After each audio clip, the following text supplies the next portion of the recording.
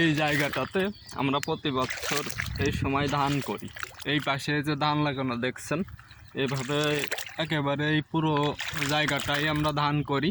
তো এবার আপনার এই অতিবৃষ্টির কারণে জায়গাটা ডুবে গেছিলো, পানির তলে ছিল, এই জন্য ধান লাগানো হয়নি।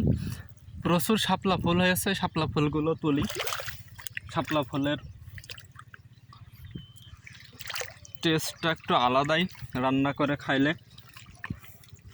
এটা দুই রকমভাবে রান্না করে খাওয়া যায়।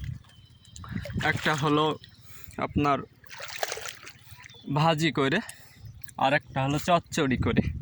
ছোট কুচো মাছ দিয়ে চচ্চড়ি করলে হেভি টেস্ট লাগে।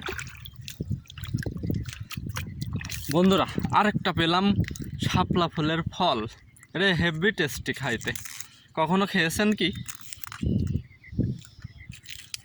আমি খাচ্ছি, আপনারা দেখেন। এক হাতে মোবাইল রয়েছে তো, তাই এটা দাঁত দিয়ে ছিলতে হচ্ছে।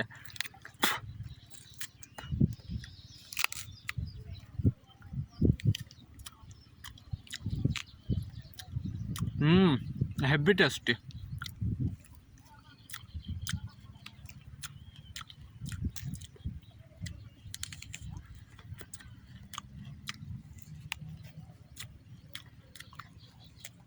তো আগে বলে রাখি, এগুলা দুই ধরনের হয়।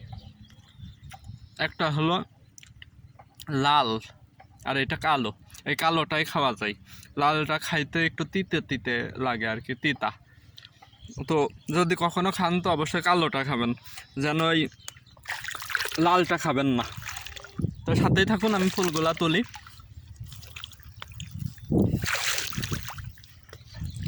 এটা মূলত বিল, এই বিলটার নাম হলো ঠাকুর বিল। এটা আপনার ঝিনেদা জেলার ভিতরে পড়ে, আমার হোম ডিস্ট্রিক্ট এলাকায়।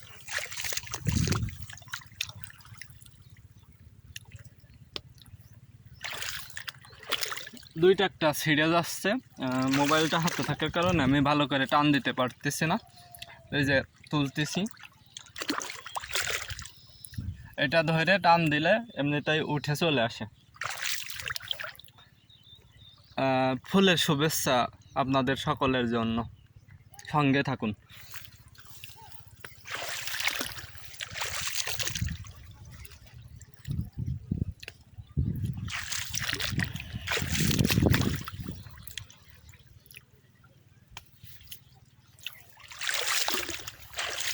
তো আমার ভিডিওগুলো কেমন লাগে একটু অবশ্যই কমেন্ট করেন, একটা লাইক দিয়েন, পারলে পেজটা ফলো করেন। আশা করি নতুন নতুন ভালো ভিডিও নিয়ে হাজির হব আপনাদের জন্য।